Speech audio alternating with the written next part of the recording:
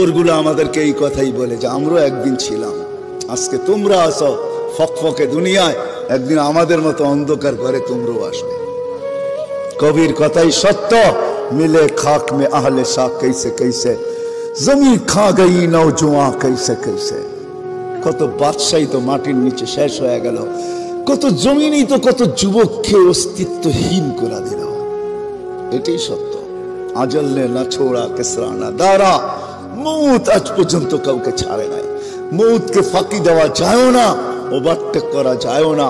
কোরআন এটাই বুঝায় ইউদরিকাল মৌত, মৌত তোমাকে ধরবেই ধরবে। সীমারেখা আসতে দাও, থাবা আসতে দেরি হবে না। ভাগবে তো ভাগবে কোথায়, আইনাল মাফার। কোরআন বুঝাইতেছে তুমি কোথায় ভাগবে, তো আল্লাহ আবার বুঝাইতেছে যেখানেই ভাগবে ইল্লা বিসুলতান, আমার রাজত্বের বাহিরে তোমার যাওয়ার ক্ষমতা নাই। যদিও নাকি পালাও তুমি আকাশেতে লাগিয়ে সিঁড়ি লাগায় আকাশে চলে গেলেও লাভ হবে না, কারণ আল্লাহ নিজেই বলতেছে আনা মা কুম আইনা মা কুনতুম, তোমরা যেখানে যাবে ওইখানে আমি তোমার সাথে হব। আমি যদি জিজ্ঞাসা করি আল্লাহ কতটুক দূরত্ব থাকবে আপনার আর আমার, তো আল্লাহ কোরআনে জানায় দিতেছেন আকরাবু মিন হাবলিল ওয়ারিদ, তো শাহ রগের চেয়েও আমি কাছে থাইকা তোর সঙ্গে থাকবো। আমাকে পৃথক করতে পারবে না, চলে যেতে হবে। বিদায় যে ক্ষেত্রে আসি ভাবেন, আজকে যুবক তোমার পায়ে হাত রেখা বলে তুমি ভাবো তুমি আল্লাহর কাছে মূল্যায়িত কতটুকু, বা কিভাবে মূল্যায়িত হবে। নারী ভাবুক, মা বোনরা ভাবুক যে আমি আল্লাহর কাছে মূল্যায়িত কতটুকু। হ্যাঁ, আমি চোখে দেখা বলতেছি, আমি পারফিউম ব্যবহার করি না, কিন্তু আমি করতেও পারি না। কারণ কি জানেন, করতে গেলে ওই পারফিউম লাগাইতে দেরি, হাওয়া হইতে দেরি হয় না। ওই ঘ্রাণ নাকে চলে আসে, যে ঘ্রাণ আমি আমার সফরের সঙ্গে আসছি। ওই সমস্ত কবর থেকে যেখানে হাজারো পারফিউম ছিটাবেন, ছিটাইতে দেরি, হাওয়া হইতে দেরি হবে না, সব হাওয়ায় উড়া যাবে, ওই কবরের ঘ্রাণই আপনার নাকে বাড়ি খাবে।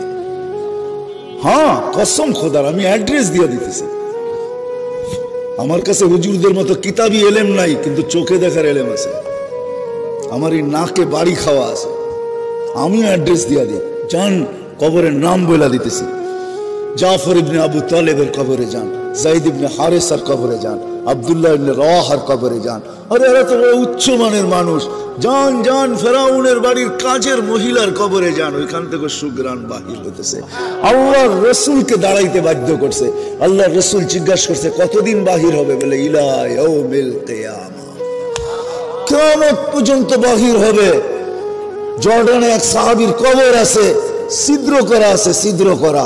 যে যায় সেই ছিদ্রের ভিতরে নাক লাগায়, যখন নাক লাগায় বাহির হয়ে আসে, আমার বিশ্বাস কিয়ামত পর্যন্ত আর কোনো পারফিউম আর সুগ্রাণ আর নাকে সুগ্রাণ মনে হবে না, কেন আমিও দিয়ে আসছি ওইখানে নাক। হ্যাঁ, পাগল বানায় ফেলায় ওই সুগ্রাণ। শুধু আল্লাহ রাসূল বলেন না, ইন্নী আজিদুল রিহা জান্নাহ ইয়া জিবরিল হা হুনা, জিবরিল এইখান থেকে জান্নাতের সুগ্রাণ পাইতেছি। বলছে এটা সুগ্রাণ না, এটা ফেরাউনের বাড়ির কাজের মহিলার কবর থেকে বাহির আছে। সে নিজেকে আল্লাহর কাছে মূল্যায়িত করছিল, নারী বটে। কোরবানি তাকে অনেক দিতে হয়েছে, ত্যাগ অনেক স্বীকার করতে হয়েছে। ফলে মা নিজের চোখের সামনে দেখতেছে দুধের শিশু মেয়ে জ্বলন্ত জ্বলতেছে। ফেরাউন তেলের ভিতরে বুনা মারছে, টকবকে তেলের ভিতরে দুধের শিশুকে ছেড়া দিছে, হাড্ডি আলাদা, মাংস আলাদা হয়ে গেছে। আর মা দাঁড়ায় দাঁড়ায় দেখতেছিল, চোখে পানি ঝরতেছিল, উপরের দিকে বারবার তাকাইতেছিল, হাতগুলা মাঝে মাঝে উপরে উঠতেছিল। ফেরাউনের সামনে কিছু করার ক্ষমতা তার ছিল না, রাজত্ব তো তারই ছিল, কিচ্ছু করার ক্ষমতা ছিল না তার। শুধু চোখের জলে বুক বাসায় গেছে মা। কিন্তু সন্তানের রূহ উপরে যাওয়ার সময় বলতেছিল চিৎকার দিয়ে, উম্মি উম্মি লা তাখাফি, মা ভয় পাস না, ফেরাউন সামনে বিদায়, ওয়ালা তাহসানি, আমার বিচ্ছেদে দুঃখিত হইস না, ফা ইন্নাকি আলাল হক, মা তুই হকের উপরে আসিস, সানাজমাউ ফিল জান্নাতি ইনশাআল্লাহ, মা একটু পরেই জান্নাতে একত্রিত হব, একটু পরেই, অপেক্ষা কর মা। দ্বিতীয় মেয়েকেও ঢেলা দিছে ৬-৭ বছরের। হয় মার চিৎকার বাহির হয়ে গেছে, মমতার বাঁধ ভাঙা গেছে, চোখের পানি যেন স্রোত হয়ে গেছে। কিন্তু বারবার উপরে দেখা বলতেছে, ওই মেয়ের রুহ বলতে বলতে যেতেছিল, মা ভয় পাইস না, ভয় পাইস না, শুধু মিলন হবে না একটু পরে জান্নাতে, আমাদের মিলনের উপরে মেলাও হবে, মেলা জান্নাতে মেলা লাগবে, ওই মেলার মাঝে আমাদের তিনজনের মিলন হবে, তুই আর দুই সন্তান। যখন তার বাড়ি আসছে, পালা আসছে, তো ফেরাউন বলছে, উপরে কি বলতেছিস, কাকে বলতেছিস? আমি তো বড় খোদা। তো বলছে, না, ওই আল্লাহকে বলতেছি, তুমি নারাজ হয়ে না। এরকম ফেরাউন কুঠি নারাজ হয়ে যায়, আমার কিছু আসে যায় না, কিন্তু তুমি নারাজ হয়েও না। তুমি নারাজ হয়ে গেলে দুনিয়াও যাবে, আখিরাতও যাবে। দিদা এরকম ফেরাউন কুঠি নারাজ হয়, আমার কিছু আসে যায় না। বলছে, কোনো আশা? বলে, একটা যদি পুরা করিস। বলে, সেটা কি? বলে, আমারও রু যখন বাহির হয়ে যাবে, দুই সন্তান আমার হাড্ডি মাংস এক কবরে দিয়া দিবি। বলছে, তাই করা হবে, আর তাই করা হয়েছে। আজও সুগ্রাণ বাহির হয়। যান যান, এখনো চিহ্নিত আছে, আপনাকে আমি অ্যাড্রেস দেই, যান আপনি যে শুনে আসেন। আমি তো বাস্তব বলতেছি আপনাদেরকে, অবাস্তব কিছু না, গড়া কাহিনী না। সুগ্রাণ এখনো বাহির হয়। বিদায় যুবক, তোমার পায়ে হাত রেখা বলি, ভাবো একটু যে আমি আল্লাহর কাছে মূল্যায়িত কতটুকু। মা বোনদেরকে বলি, একটু ভাবেন যে আমি আল্লাহর কাছে কতটুকু মূল্যায়িত। আপনাদের পায়ে হাত রেখা বলি, একটু ভাবেন যে আমি আল্লাহর কাছে কতটুকু মূল্যায়িত, আল্লাহর কাছে কতটুকু দামি। হয় পরিচয় একদিন হবে, পরিচয় একদিন করানো হবে, কিন্তু মজা তো হয় পরিচিতি আগে হইলে। পরিচয় যদি আগে হয়, সেটার মজাই ভিন্ন। বুঝবেন কি বুঝবেন না জানি না। পরিচয় যদি আগে থাকে, আগের থেকে থাকে, আর অন্য কেউ যদি পরিচয় করায় দেয়, চিনেন ওনাকে, তো দুইজনই দুইজনকে দেখা মুস্কি মুস্কি হাসে, ঠিক না? কি, ওটার মজাই ভিন্ন। যে পরিচয় করায় দিতেছে, ও বেউকুফ হয়ে যায়। আরে, কারে পরিচয় করায় দিতেছি, তো ওটাও হাসে, এটাও হাসে, মনে হয় দুটা আগের থেকেই পরিচিত। আল্লাহকে কিন্তু পরিচয় করায় দেওয়া হবে। কোরআনে যাইতে দেরি, জিজ্ঞাসা করতে দেরি করবে না, মান রব্বুকা। আগের থেকে যদি যুবক পরিচিত হও না, তুমি এই শব্দ প্রশ্ন শুই না, তুমিও হাসবে, আর ওই সময় আল্লাহর হাসির ঝলকও কবরে আসবে। যে প্রশ্ন করবে সে বেউকুফ হবে, সে বলবে ঝলক তো আসলো, এও তো দেখি হাসে, কারণটা কি? তখনই প্রবাদ বাক্য সত্য হবে। মার কাছে মাসির বাড়ির গল্প, তাই না? তা আল্লাহ বলবে বন্দাকে চিনি, বন্দাও বলবে আল্লাহকে চিনি, কারে চিনাও? যখন আল্লাহ রসুলকে দেখায় জিজ্ঞাসা করবে, মান হুয়া হাদার রাজুল বুইসা ফিকুম, ইনি কে, চিনো? তো রসুলও হাসবে, আমিও হাসবো, কেন পরিচয় আগের থেকেই। ওই দিন মজাই ভিন্ন হবে। ওই দিন আরে বোঝেন আমার কথা? আরে যুবক, ওই দিন মজাই ভিন্ন হবে, যখন রসুল তোমাকে দেখে হাসবে আর তুমিও হাসবে। ফেরেশতা জিজ্ঞাসা করবে, চিনো? তো দুই দিক থেকে হাসির ঝলক চলতে থাকবে। ফেরেশতা বেউকুফ হয়ে যাবে, কাকে কি জিজ্ঞাসা করলাম। এটার মজাই ভিন্ন, আগে থেকে পরিচিত হওয়ার মজাই ভিন্ন। হ্যাঁ হ্যাঁ, এই জন্যই বারবার এক কথা বলতেছি, বাবা উচিত, যুবকেরও বাবা উচিত, আমাদেরও বাবা উচিত, মা বোনদেরও বাবা উচিত। আল্লাহর কাছে মূল্যায়িত কতটুকু, কেন উনি আমার মালিক, উনার কাছে আমাকে যাইতে হবে, ফাঁকি দেওয়ার কোনো রাস্তা নাই। উনি আমাকে এখন পরিচালনা করতেছেন। শুরুতেই আমি বলছি, আযকুরুকা ওয়ালা তানসানি। আল্লাহ চিৎকার দিয়া বলতেছে, 24 ঘন্টা তোকে সুরক্ষিত করি, যদিও তুই আমাকে ভুলা থাকিস। 24 ঘন্টা। তাইলে এই হাদিসও শুনায়া দেই, আলা কুল্লা ইয়াউমিন ওয়াল বাহরু ইয়াহতা, আলা কুল্লা ইয়াউমিন ওয়াল আরদু তাস্তাযিনু রাব্বা। প্রতিদিন সমুদ্র বলে, আল্লাহ অনুমতি দেন না। শুধু আমাদের কানে ধ্বনি দেয় না, আল্লাহর কাছে অনুমতি হচ্ছে। আল্লাহ অনুমতি দেন না, কি করবে? আন আবতালিয়া ইবনা আদম ফি বাতনি, আমি এদেরকে পেটে নিয়ে আনিব, পেটে। আল্লাহ জিজ্ঞেস করে, এত রাগ কেন?